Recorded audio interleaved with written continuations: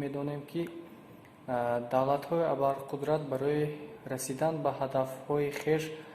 воситаҳои гуногунро истифода мебаранд ва аламовараш дар он аст ки ба сифати амалӣ гардонидани ҳамин манфиатҳои кишварҳои абарқудрат истифода гардидани нерӯи бузурги ҷавонон ине ки аз гӯем мушкилиҳои асосии ҷаҳони имрӯза ба ҳисоб меравад ва маҳз маърифати ҳам дунявӣ надоштан ба ҳар гуна ташкилотҳову ҳар гуна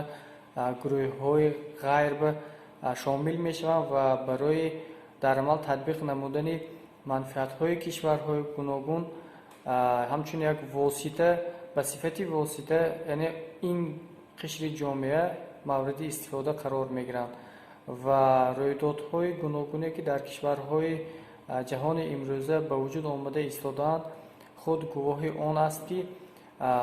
маҳз ҷавонон ба ин ба сифати яъне амалӣ гардондани манфиатҳои кишварҳои гуногун яъне мавриди истифода қарор мегиранд.